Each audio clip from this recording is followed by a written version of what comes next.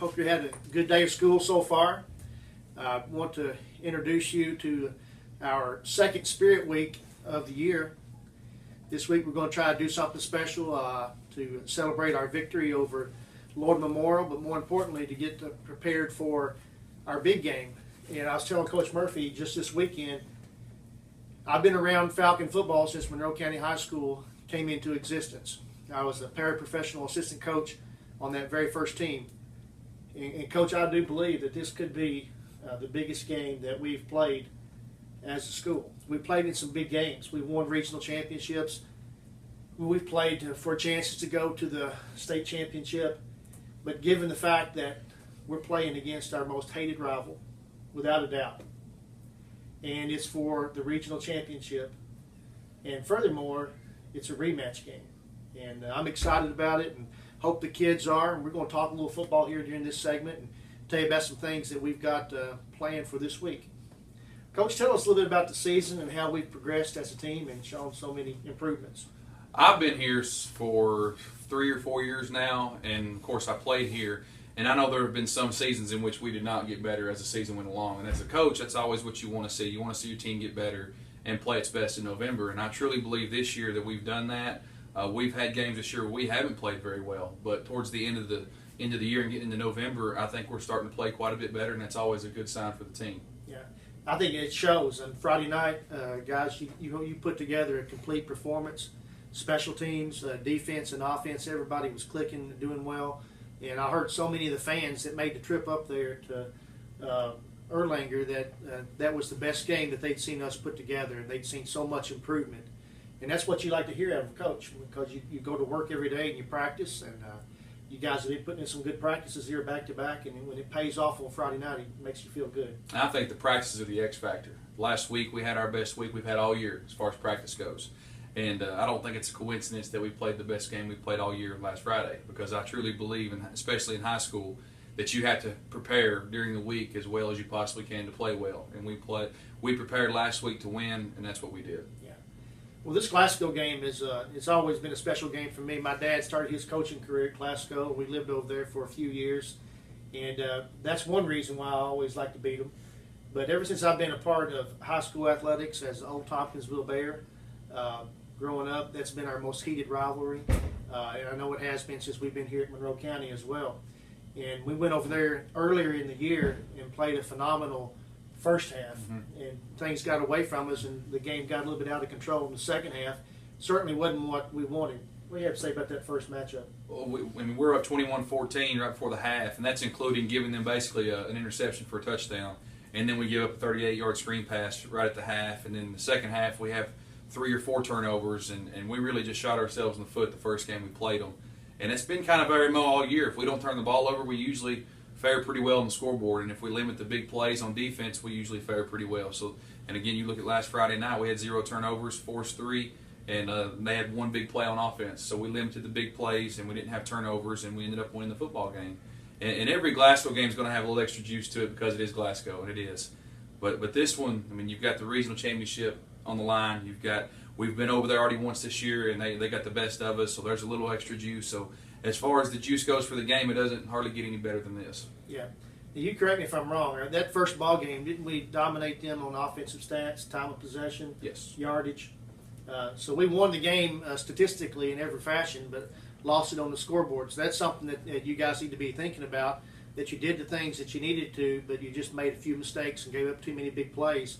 And those are things that we can correct. Absolutely, and you know the score. We gave up a late touchdown with like 2 minutes to go, and we ended up losing by 24. But we gave up that late touchdown, and then we gave up another late touchdown with like 6 minutes to go. So we gave up 2 touchdowns in the last 7 minutes of the game, and other than that, it was a 10-point game. So we had our opportunities. We didn't take advantage of them, but that's something we're going to have to do this Friday. Right. Tell me about some of your players that you've got that's been doing well, some of your seniors and juniors that's really led the team this year. Well, offensively, everything always starts with the quarterback on offense, and when you have a quarterback that can play well and that does play well, your offense usually does pretty well, and that's obvious that he can't do it without the offensive line and the receivers and the running backs. But Ty Mink's done a great job for us this year. He set some records at the quarterback position, and even though they're individual records, those are team records because he has to have help to get those records. We've got 3 receivers this year with 25 plus receptions, which is the first time in school history. So that shows you the depth that we have at receiver. Billy Michael and Dylan Emberton and Braxton Walker, they all have 25 plus receptions, and Braden has 25 as well. So we're going to have 4 guys with 25 receptions. And Braden Murphy in the backfield, he runs the ball really hard, blocks well for Ty when he runs it, and Braden's one of those kids that just, he doesn't care if he gets the ball, he just wants to win. And I think that's the attitude of a lot of our guys on offense. Our offensive line has been beaten and broken literally this year, and we've had some injuries up front, several of those, and we've overcome those injuries. And the offensive line the last 2 weeks, I couldn't have been more proud of them the way we've run the ball.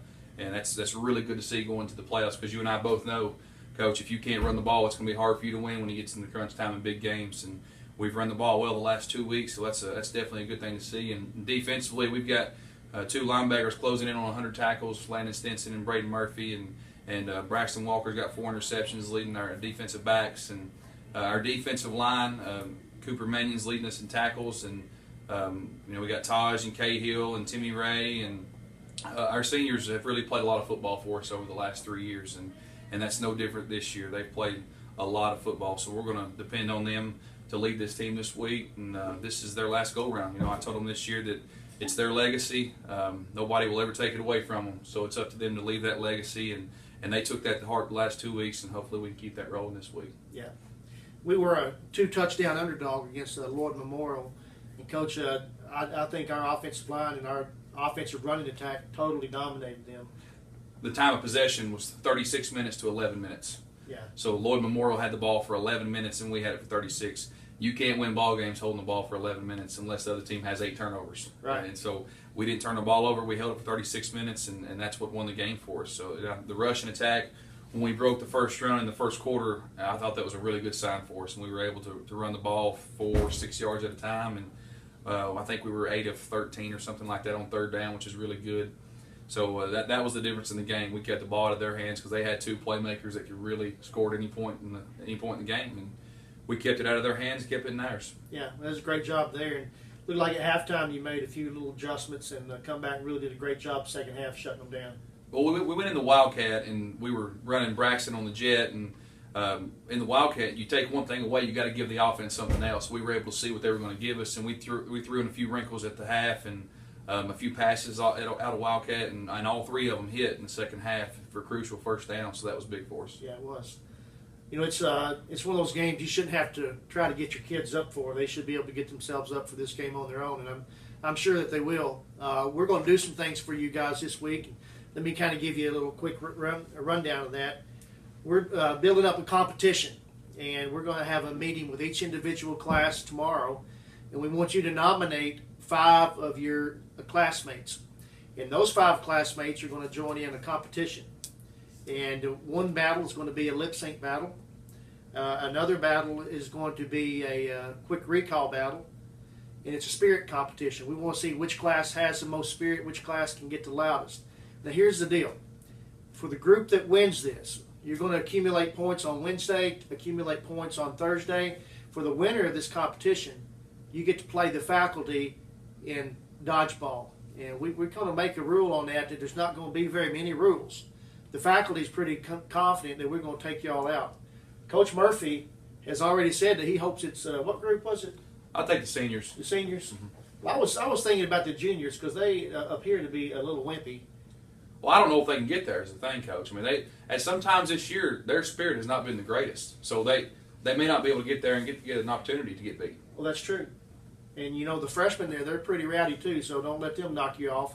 And look out for the sophomores. But any group that wins, Friday is going to be a bad day for you. We're going to come in dressed out in full dodgeball gear, and we're going to be looking forward to putting that dodgeball up against some of y'all's heads. So be ready for that. We're also going to be doing dress-up day. On Wednesday, it's Championship Wednesday. Bring in any championship shirts you got and wear it. It could be the Lady Falcons State Championship T-shirt. It could be a championship T-shirt that you just make up on your own. Yo-yo champion of the world, whatever. But we want to put the idea and attitude of champions and winners out there for everybody to see that and start believing in that. The fact that we're going to bring home the regional championship. Thursday is Throwback Spirit Day, so we want you to go back if you're If your parents were alumni of Tompkinsville High School, grab some old Tompkinsville Bear gear. If they were alumni of Camellia High School, grab some old Tiger gear and wear it in here. If you don't have any of that, just wear whatever you can put on. But that's going to be Throwback Thursday. On Friday, we're going to have a rematch Spirit Day. Coach Murphy has worked up an order of T-shirts, and I'm excited to see that design. And I'll just tell you the theme, and Miss Crow will show you what it looks like in just a few minutes. It's called Showdown at G-Town, and we want everybody, as many people as possible, to wear those shirts on Friday and get ready for our big pep rally we're going to have later on that afternoon, and then the big finals of the competition of the faculty versus whatever group may win. We're also going to paint the town. The cheerleaders have taken on the responsibility of hanging signs and painting up windows. We want every business in town to have something encouraging to say about our football team, and we're just awfully excited about that. Something else going on this weekend, we want to wish the cheerleaders good luck, is they'll be competing in the regional cheerleading competition at Bowling Green High School. Tickets for that would be $8, and they will compete at 3:45 on Saturday at Bowling Green High School.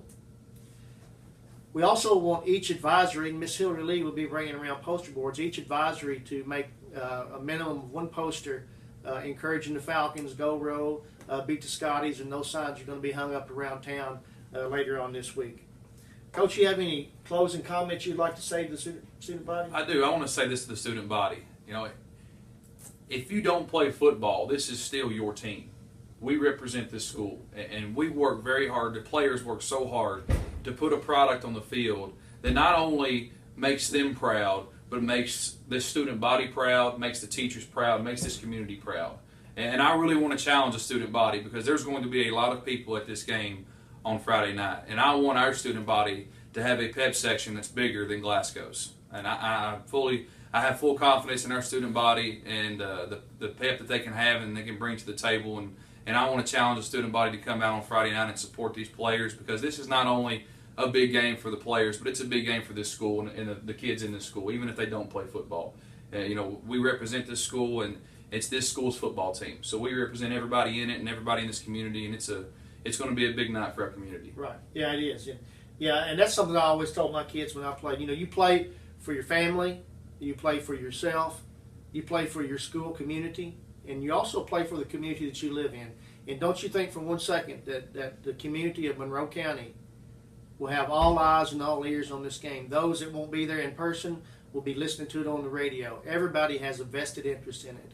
And this time of the year, Coach, it's survive and advance or not survive and go home. And for you seniors, you need to think about that all week. And if you bring the effort that you brought last week, I think it'll be great results for you. We're proud of that win, but we're going to put that behind us, and we're going to put the celebration on hold and start preparing for Glasgow. I know you've been working on that and preparing, but the team will get to work today. Yes, sir. Thank you. All right, thank you. Good luck. Thank you. And good luck to the team. We're very proud of you. Couldn't be more excited about this week, and hope we have a good week. Student body, I'm calling on you to help us out with all the pep you can and enthusiasm. Let's have a wonderful week of school. Thank you very much.